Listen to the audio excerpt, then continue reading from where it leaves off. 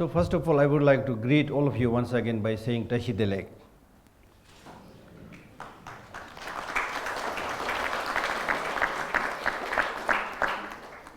Whenever I give talk, I always play it with these words, these phrases that we exchange towards each other all the time, Tashi Delek. Then when we meet each other, everybody says good morning, good afternoon, good evening. Nobody says bad morning, bad afternoon, bad evening, right?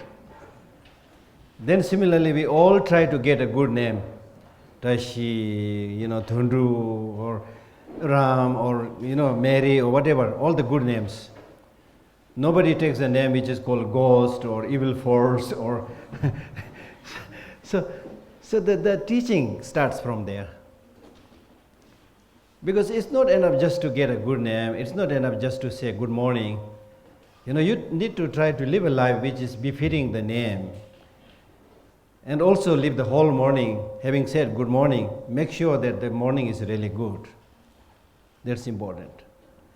And that's why I especially very often choose these topics like this one, which is a little bit easy to understand, but which also makes people to think happiness in an uncertain world. Happiness in an uncertain world. So here the question is not so much about my talk, but the question is, I will ask these questions to all of you. Wherever I go, more or less, I say the same thing. I'm not an entertainer to say different things. So my question is, do you all want happiness? Right? Yes. So we need to sign a pact here, So you all said you want happiness, right? My next question is, if you want happiness, for how many days you want happiness? Huh? Exactly. Greedy as we are. I really think I can talk a little bit profound and deep, a little bit also. But I think we need to start from the basic reality that we want happiness. I'm not talking about religion right now. I'm not talking about Buddhism. I'm talking about the basic thing. We want happiness. And also we want happiness as long as possible. Now this wish to have happiness on the one hand, and also wish to have happiness as long as possible, is not necessarily something that you learned from your religion.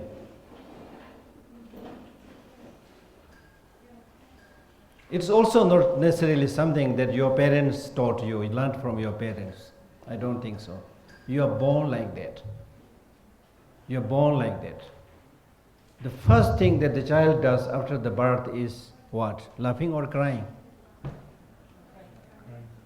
Huh? Crying. Have you seen anybody? First thing is laughing? No? See, there you are. So the first thing that the child, whether Tibetan or Chinese or American, the first thing that the child does after the birth is crying. Of course, apart from crying, what could the child do? Because he don't speak any language. Forget about second language. There's no language at all. The language is only crying.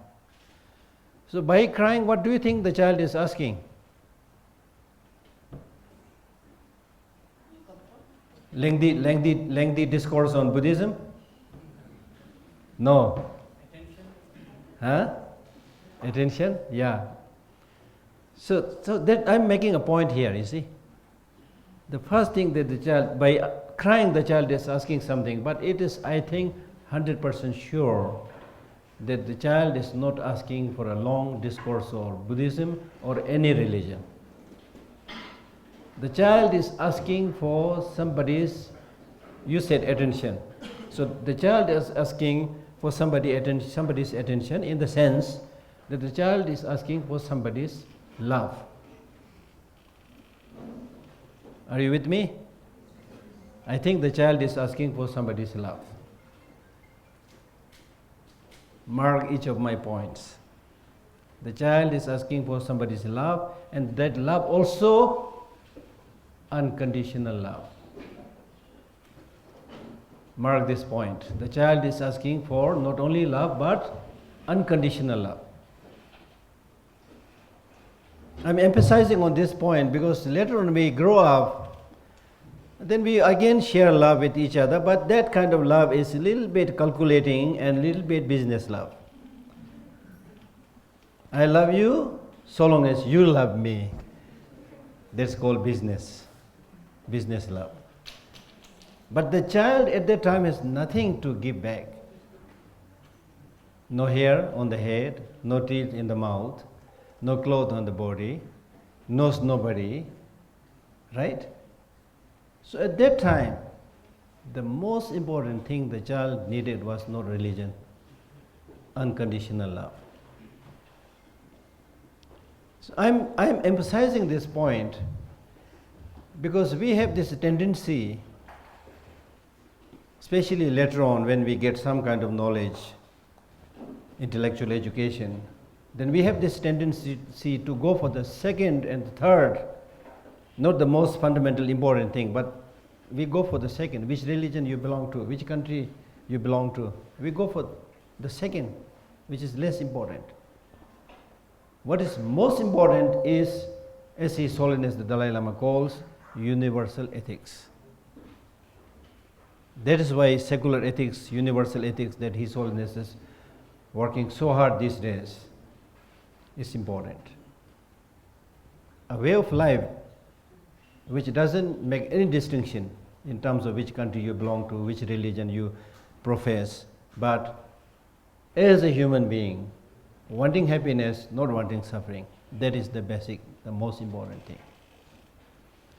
Now this point is so important because so long as you have this understanding in your relation with anybody, that this person, that woman, this man, exactly like me, wanting happiness, not wanting suffering. If you look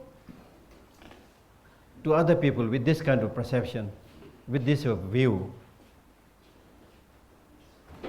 that will be a very, very powerful uniting factor, a very, very important factor for harmony, love, and so forth. So that I think is extremely, extremely important. So we need to remember a few things. I already said a lot of things actually, if you remember and practice it. One, we want long-lasting happiness. That you need to remember. Not only happiness, long-lasting happiness. Second, universal ethics. Now when we say that I want long-lasting happiness, that is what we all want. So the important question here to ask is, if you want long-lasting happiness, from where do you think it will come? Especially the main source of long-lasting happiness. What do you think is the main source, the most important cause for long-lasting happiness? Is it outside or inside? So funny. I've asked this question in America, in Russia, in Singapore, in Israel, in Africa, so many countries. Everybody, when they're sitting and thinking, they say, it has to come from within. But that is not how we think in our daily life. That's the problem. That's not how we think. Normally we think happiness will come from outside. Now, especially if you go to the more developed countries, they have this tendency of thinking that your happiness will come from outside. For example, you get married to somebody, and that marriage, thinking that happiness will come from this marriage. And then this marriage doesn't work, then you start thinking, oh, this is the problem of this particular man or woman. So you get divorced, and then you think the next marriage will be a guarantee for long-lasting happiness. That also doesn't work. So in this way, people keep on changing their husband, changing their wife, changing their furniture, changing their vehicles, changing their houses, thinking that from these things, from these changes, I'll have happiness. But it is now not only taught in Buddhism, but it is not only proved in science, but it is based on our own experience, it is clearly proved that at the end of the day, as you already mentioned, that it has to come from within oneself. Now, what do you mean by that happiness, long-lasting happiness has to come from within oneself? What do you mean by that? So this is the important point. Happiness coming from within oneself means that how much or how durable your happiness is very much dependent upon your mental perspective, your mental outlook, how you see things.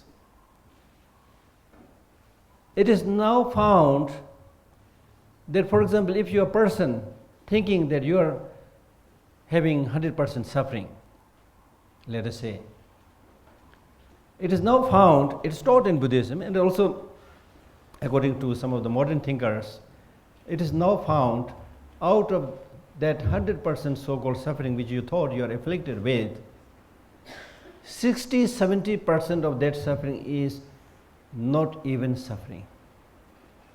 Look at this. 60-70% I'm saying is not even suffering. What is it? Just your mental projection. Even by the look, you start thinking, oh, this person don't like me, this woman don't like me, you know, this man is spying after me, this woman is spying after me. Things like that. You doubt this, you develop this unnecessary doubt, suspicion, you know. So it's your mental projection. For example, weather, external weather.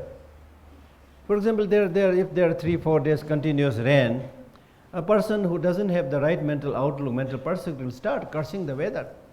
Damn this weather. It has been raining continuously for the last 3-4 days. You get angry. Just by getting angry, do you think the weather will say, I'm sorry, I'll stop? So that is called unnecessary suffering, unnecessary problem, you see. So what you need to say, whether it is in terms of your relation with the external environment, weather, rain, heat, and so forth.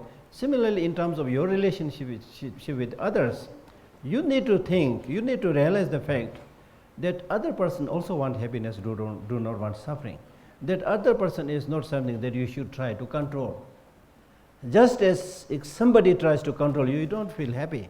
Similarly, you should also realize that person also has his own aspirations, his own wishes, his own desires, right? So it is not at all, right to judge that other person, right? Just as you would maintain a harmonious relationship with others, generally speaking, without much criticizing. So similarly with other people also. Let me tell you this story, an encounter that happened with the Buddha. When Buddha was staying somewhere with his followers, then one morning suddenly somebody came rushing, a tall guy came rushing, very angry, went right to the Buddha and spat on his face. Buddha kept on smiling and remained patient. And then his retinues, the monks, followers, they pushed this man away. And then they said to the Buddha that your patience is a little bit too much. This man who we don't know suddenly came, spat on your face, you're still sitting there smiling. This is a little bit too much. Then the Buddha responded by saying, I'm not angry with that person. I'm angry with you all. Because you have been listening to my teaching and you are not able to practice when there is a problem. But this man, yes, you are right, you don't know, I don't know. Therefore, he must have a reason to get angry with me. Somebody must have said something negative about me, right? So therefore, I remain patient. I'm sorry for that person. And it is said that this man who spat on Buddha's face, the whole night he could not sleep. He was shocked or amazed with this reaction, he spat on somebody's face. Still that person is smiling and patient, not getting angry. So the first thing that he did next morning was came straight to the Buddha and asked for his forgiveness. So therefore in Buddhism we have this wonderful teaching, make a separation between the wrongdoing and the wrongdoer. Normally we don't make distinction. When somebody commits a little bit mistake, we say, this woman is horrible, this man is nasty. We don't make a distinction. But when you make the same mistake, you make the distinction. I'm sorry, I slipped. Meaning that basically I'm a gentleman, I'm a good person, but the mistake has happened. So you make a distinction.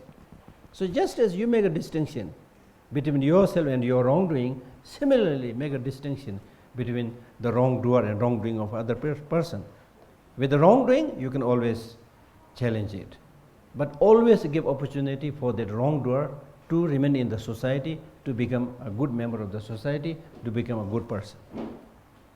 And Buddha was able to do that. So to come towards this topic, happiness in an uncertain world. In Buddhism, I use the word uncertain, but in Buddhism we talk about impermanence.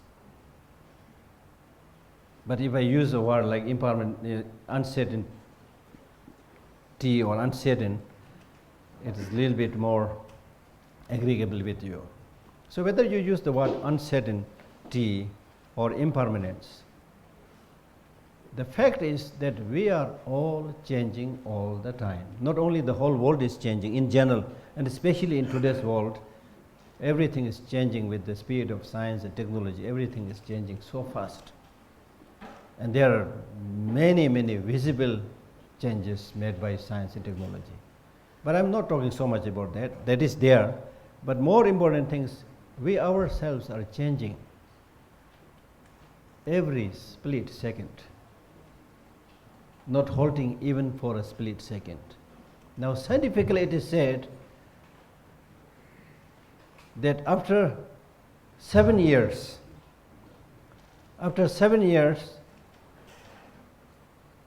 your whole psychophysical makeup goes complete change.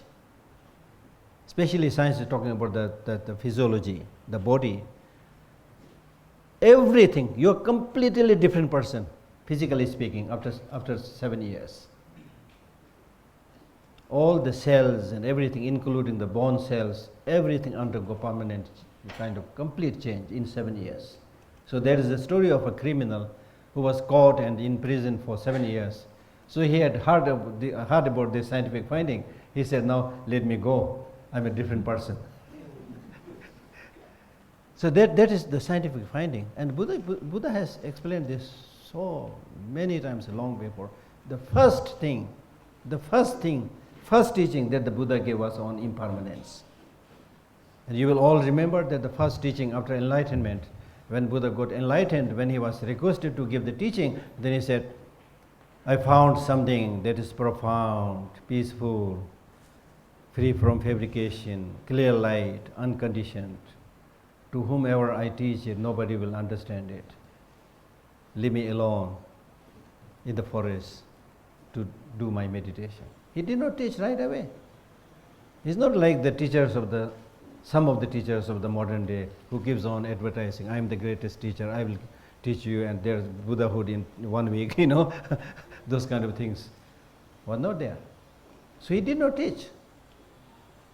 And after repeated request, when he accepted to give the teaching, and the first teaching that he gave us, as you will all know, the famous teaching on the Four Noble Truths, which is a very profound subject. But he was basically saying what he really found was everybody wanted happiness, nobody wanted suffering. Right? Whoever you are, whatever social status, name, fame, wealth, whatever you have, we are all same in this. Wanting happiness, not wanting suffering. And then he also saw that even though people don't want suffering, they have a lot of problems, a lot of difficulties, right? We still have that. Then he also found people wanted happiness, but happiness has become a rare commodity. Not easy. You get few pleasures here and there. Pleasures I'm talking about. That's not what Buddha was teaching. Buddha was talking about long-lasting happiness. So that people were not getting. Then he thought, if people wanted happiness, why don't they cultivate the causes and conditions for happiness? If they don't want suffering, why don't they recognize the causes and conditions for suffering and remove them? So, Four Noble Truth means happiness it is cause, suffering it is cause.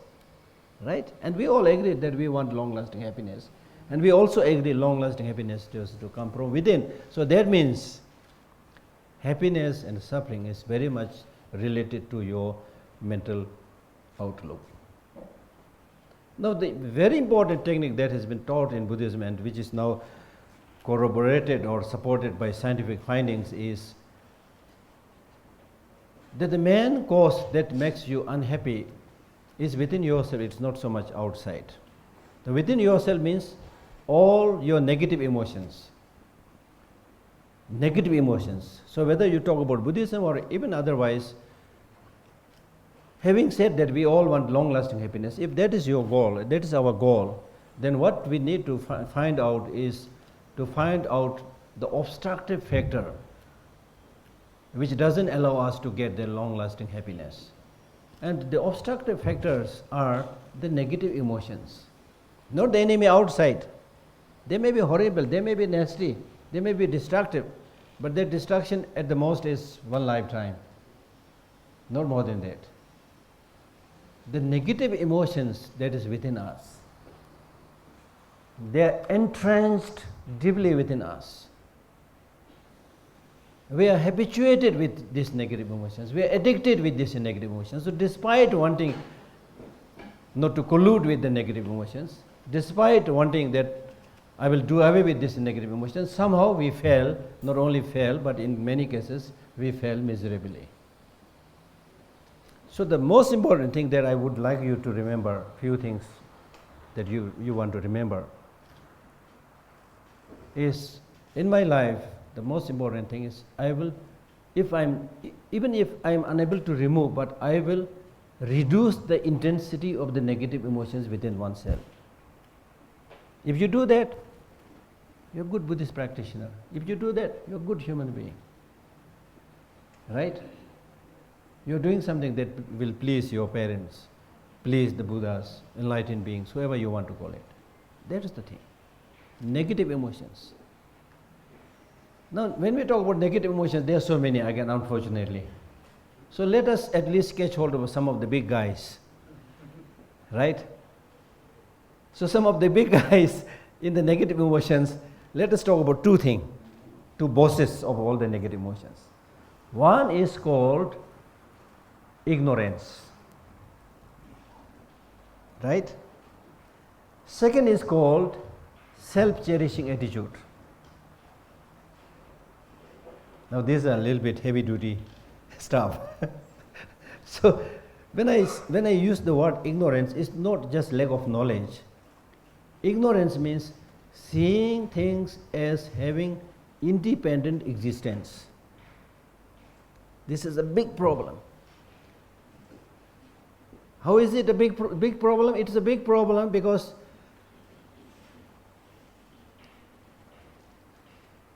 at a more kind of easier to understand level, two other negative emotions that has been harassing us all the time are attachment and hatred. Right?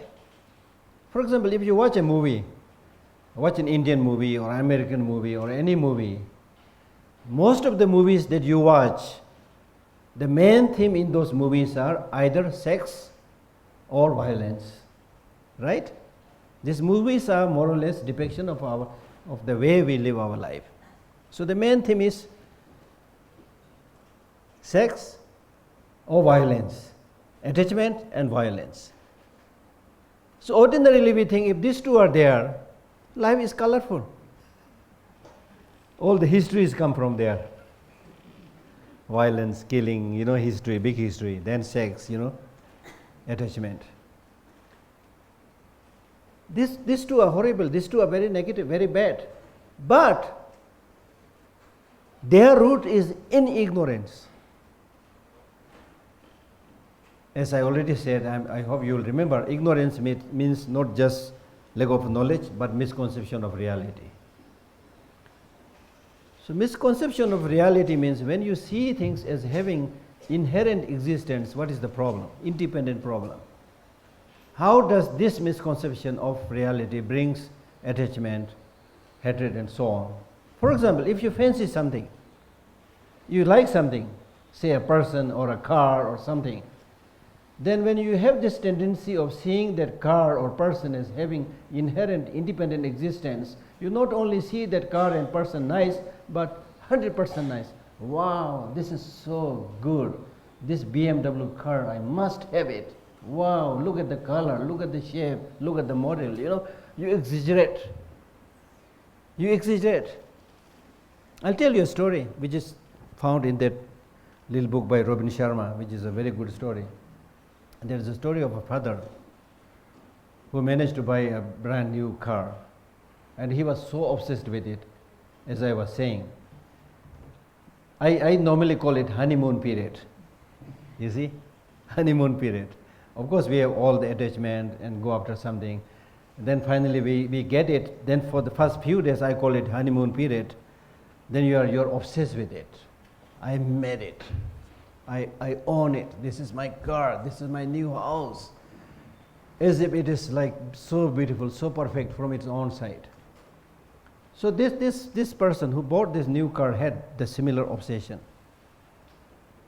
He was so obsessed with it that he used to cover the car and make sure that the car doesn't collect dust. And he had a little child, little girl. And the girl, out of her innocence, goes to the car and dribbles something, writes something, as little children do. They are very fond of playing, so dribbles something. This father, who was obsessed with the car, gets angry and goes to her, "What are you writing?" And he pushes the little girl, and the little girl dies. It's a very moving story. And after the little girl is dead, of course the father was very sad. And then he goes to the car just to see what this little girl has written. The little girl has written, "Papa, I love you." Look at this story. This is what we do when we are obsessed with something. Seeing things as having inherent independent existence, we become blind, we get obsessed with it. On the other hand, when we don't like something, say your so-called enemy, then not only you see your enemy as bad and horrible, but you will see your enemy as 100% negative. I can't talk to this person. He's outright devil. The only thing is I should shoot that person and kill that person. This is how killing starts. And Shantideva says, no. You don't have to kill people. They'll all die. I mean, look at the wisdom. When we don't have that wisdom, then we are stockpiling all these arsenals in the world today, including nuclear weapon, to destroy this very fragile human being. Throwing this sophisticated, powerful nuclear weapon. Imagine the stupidity. See. So you tend to see that enemy as 100% horrible, negative, no room for negotiation, no room for dialogue, impossible. It's only people like His Holiness Dalai Lama, even after he has been driven away from his country with all the Tibetans, he still says, no, let us have negotiation, let us have dialogue. Chinese also want happiness. They are also people, they also make mistakes. They will change. With that hope, he talks about loving kindness, compassion, non-enmity, and so forth. Only people with wisdom will be able to do that. But otherwise, we have this tendency to eliminate each other and then live in peace, which is impossible. Right? So therefore, out of all the negative emotions, the root cause of negative emotion is seeing things as having 100% inherent independent existence. So I am saying, no, everything is uncertain. They are all changing. Nothing has inherent, independent, permanent existence. They are all changing. Every second, every moment, everybody is changing. Why do you need to know this? If you know, for example, I'll tell you another story, why this understanding of impermanence or uncertainty helps you in your life. I'll give you another story. If there are 3 criminals caught and standing right in front of us today, and they will be executed and killed tonight, let us say at 10 p.m. Okay? So it is already like 4:40, so they have like 6 hours or so only. And after that they will be killed at 10. So how they should live together now in the next 6 hours? Exploit each other? Huh? What do you think? Is it a good idea to exploit each other in this remaining 6 hours, after which they will be killed? Is it good idea to try to bully each other? What do you think? Huh? No? Exploit each other? Engage in corruption? Things like that.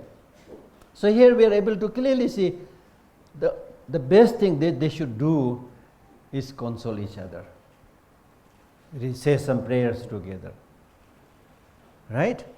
That's the only sensible thing. Not harming each other, not trying to exploit each other, not trying to kill each other, right? That makes sense? Does it make sense? Huh? Exactly like that. These criminals have only 6 hours to live, and how many years we will live? For example, this particular gathering. How long are we going to live? I mean, there are a number of young people also, elderly people also, middle-aged people also. So if I give you a big discount in terms of your age, then even after having given big discount, the average life that we will live after big discount is maximum 80 years, let us say. That is huge discount that I give you. Right? After 80 years, none of us will be here. So during this remaining 80 years, how should we behave towards each other? I give you the examples, the 3 criminals. The 3 criminals, be nice to each other. That's why in Buddhism we talk about loving kindness, compassion, sense of responsibility. Make your place beautiful by working together, by living harmoniously. Don't talk about superficial dividing facts like which religion you belong to, which family, all this. I mean, you can ask in a conventional way, but not with the purposes of dividing, who is better, who is not better. Because at the time of the death is a big leveler. At the time of the death, there is no name, no post, nothing. You will experience in the future lives whatever you have done in this life or the lives before. It will not look at what kind of qualifications, whether you have finished your PhD or not, things like that. Right? So it's really, really important to understand the reality. The reality means the opposite to, when I spoke on the word ignorance, I said ignorance is a mind which sees things which sees things as having inherent independent existence. I said that is wrong, right? So what is the right understanding of the reality? The reality is everything is interconnected. Such a beautiful teaching and profound teaching given by the Buddha. Everything is. Buddha gave this teaching 2,500 years back. Science is only recently talking about theory of relativity. But the good news is they are supporting. Through their finding, they are saying, yes, Buddha, what you taught is really right. But still they are talking only on the material level. Theory of relativity, they are primarily talking on the material level. Still they are unable to define the subtle functionings of the mind. So everything is interconnected. Now, for example, look at your own body. You are made of 4 or 5 elements: fire, water, earth, and so on.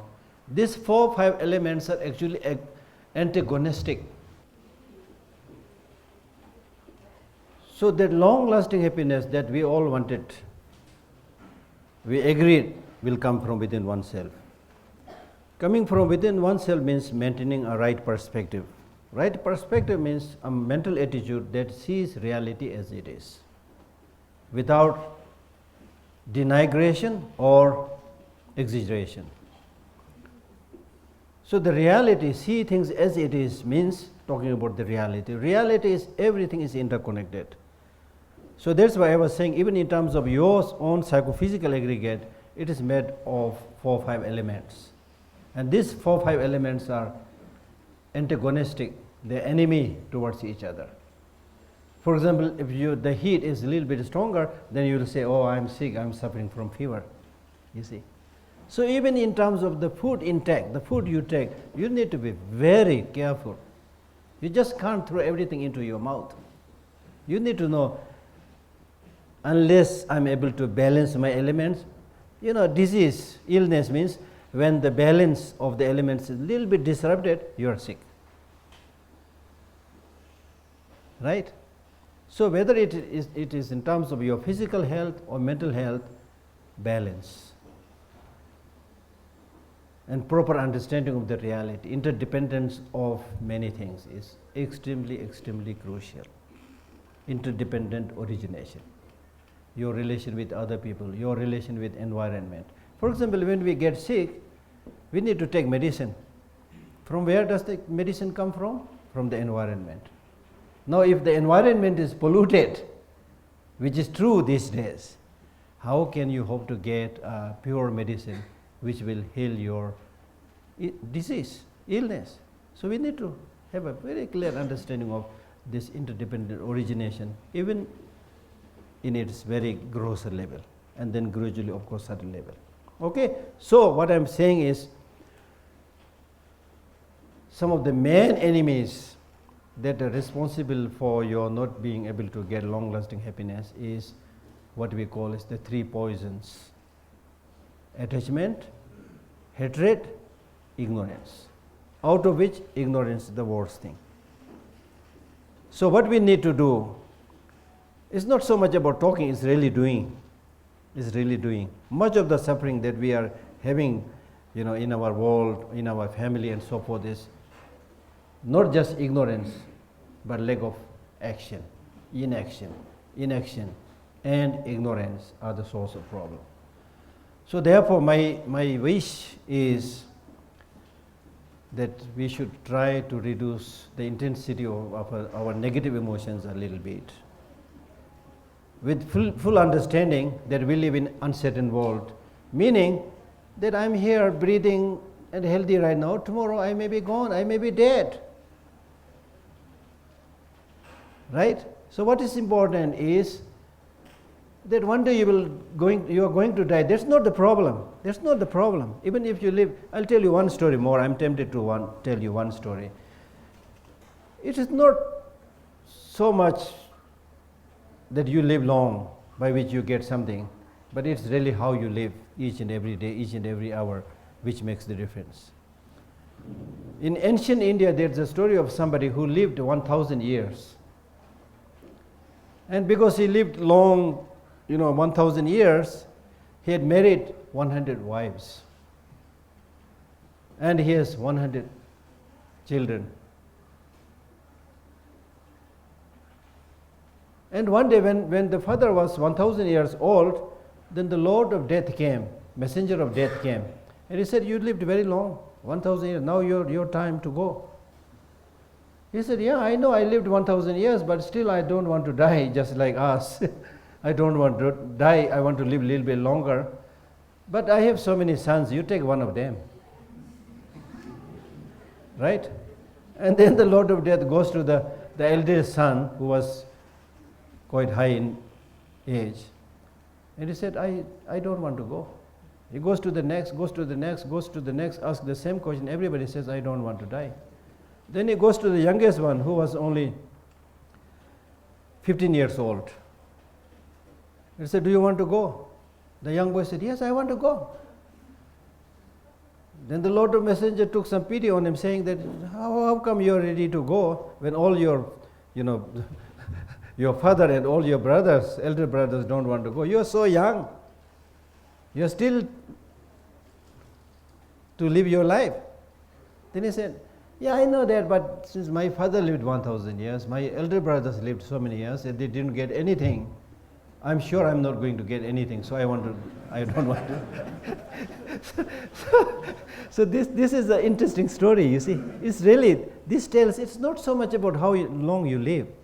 The important thing is live every day happily. Live every day happily means not just enjoying pleasures, also not talking about.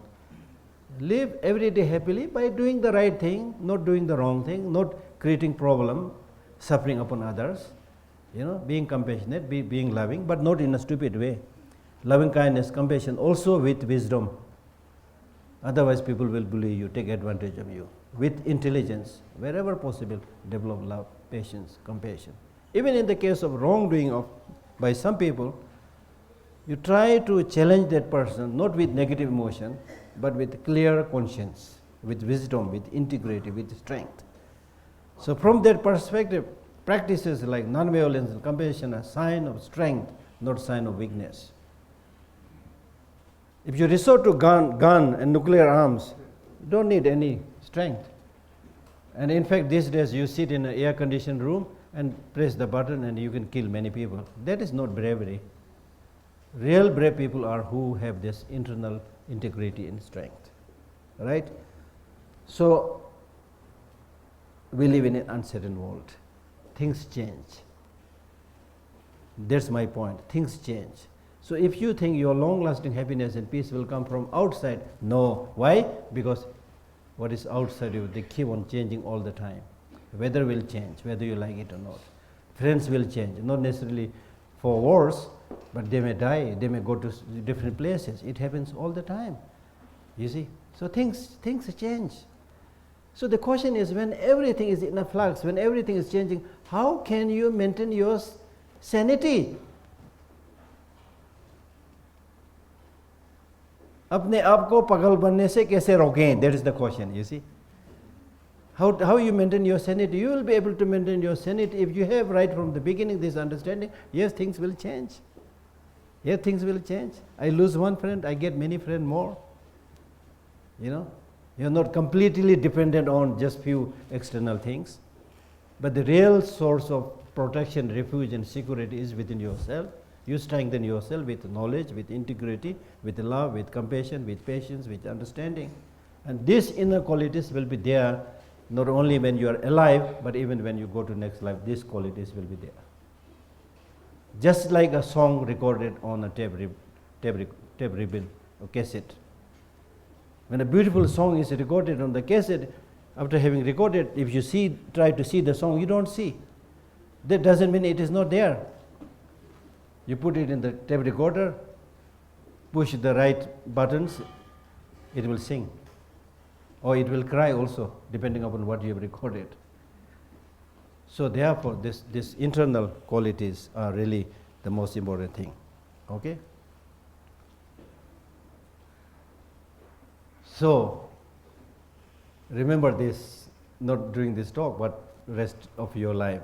I want long-lasting happiness. That long-lasting happiness has to come from within myself. Because others, even your family members, they may be very nice, not necessarily bad, they may be very loving, very nice, but there is a limit that they can do. So at the end of the day, you need to take care of yourself. Right? When we meet friends and when we separate, then what do we say? Bye, take care, right? Nobody says, bye, I'll take care of you.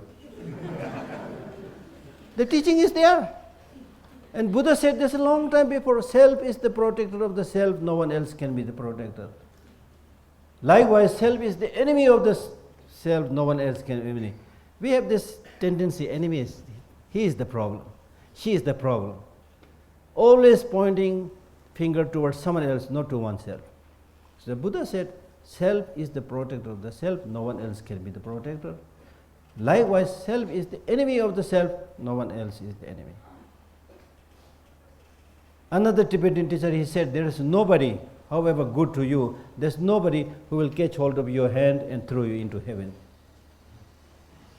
Similarly, there's nobody, however bad they are, there's nobody who will catch hold of your leg and drag you into hell.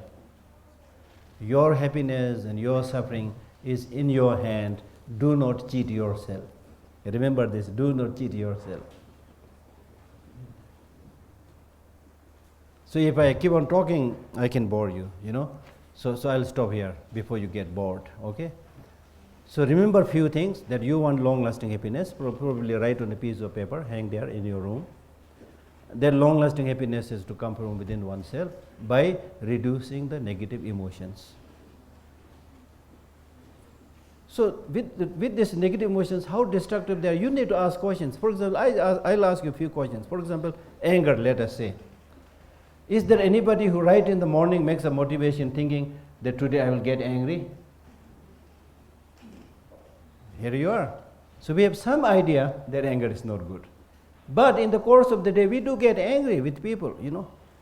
Then in the evening, when you reach home and reflect back that you got angry and fought with somebody, is there anybody who will say that today I was angry, fought with somebody, so I really enjoyed the day?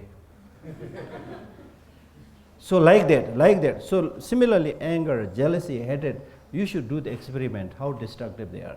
The more you're able to see their destructiveness, the more you'll be able to distance yourself from the influence of these negative emotions, and that will lead you to better peace, long-lasting happiness. Thank you very much. So now we have another 20-30 minutes, depending upon how it goes, question answer sessions. So first of all, good evening and thank you very much. To make a question very shorter, so my question is how to stay motivated in this uncertain world where people are running like a race and also push others to achieve a materialistic need which they give a very beautiful term called success. Thank you, sir. That is why I was talking about the importance of developing compassion and also wisdom. Wisdom primarily means discernment. Discernment. You should be able to judge what is right, what is wrong, what is good for you, what is not good for you, what is good for you in the long run, you know, or immediately, things like that. You should always try to use your discernment and do not run because everybody is running. That's the challenge. That's the challenge. You're right. These days, almost everybody says, I'm busy. To meet anybody, you need to seek an appointment, you know. It was not like this before. But today, for good or for worse, I don't know. But everybody is running. But I'm telling you, it is not important to be busy. What is important is, what are you busy about? Similarly, it is not important to run, but what are you running for? Angulimala, you know the story Angulimala? A very notorious person who met a wrong teacher, and advice of this wrong teacher, he started practicing human sacrifice and killed like 999. He killed 999. He was asked to kill 1000. So every time he kills one person, he chops the finger, made it a rosary, hangs it around his neck. On the last day, when he was looking for the last person, the 1000, the last one, Buddha realized that this is the time to tame him, and Buddha intentionally appeared before him. And Angulimala chased him, started chasing him. Buddha was walking slowly. Somehow he was not able to catch up with the Buddha. So look at this. Buddha was walking slowly. Angulimala was running. He could not catch him. Now don't say, this is Buddha, he did some miracle, things like that. Don't say this. What I'm saying, in our practical life also, certain things you can do with concentration, no running. No running. With concentration, you can do many things in a short time, not just running. That's what I'm saying. Anyway, so the story says, then finally, out of desperation, Angulimala shouted, "Don't you realize who is chasing you? This is the dreadful murderer Angulimala." And the Buddha stopped, looked back, and smiled. And he said, "It's not me who is not stopping, it's you who is not stopping." See? So I see little bit similarity with modern men, little bit of Angulimala, running and running and running. What they are going to catch, I really don't know. I really don't know. They'll get all this plastic bottles,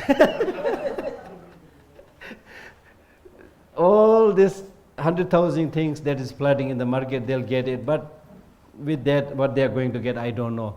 They lose their sleep, they get hepatitis, they get diabetes, all these diseases, don't do exercise. So if they don't do exercise, then where are they running?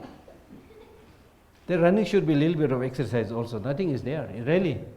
So it's not by running. So therefore, you will be motivated. That's your question, If you are able to see what is the right thing to do, naturally the motivation will come. You don't need a special person.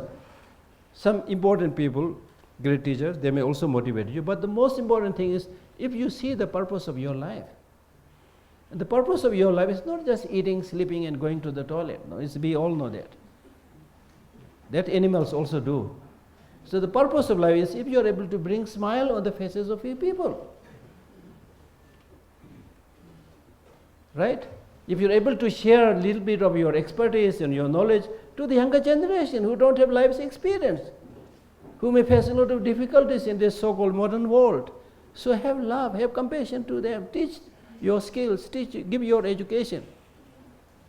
As somebody who is growing old, I have started seriously thinking about that. What is it that I'm going to live in this world? So if you're able to nurture few young people and give the lessons that you learned based on your experience, share them. And if you're able to do that, even when you die, it's really like you're not dead, you're living, because you're living for the principles. So with that kind of understanding, every day, and I'm not somebody who is like highly motivated or a great Dharma practitioner or great teacher, anything like that. But the little service that I do for people, and that also according to repeated suggestion and guidance of His Holiness Dalai Lama, I feel happy, Not because I had made a lot of money or a lot of name, things like that, but because, you're able to make some people happy and smile. That's it. That's it. So that will keep you motivated all the time. Okay? Thank you. Thank you very much.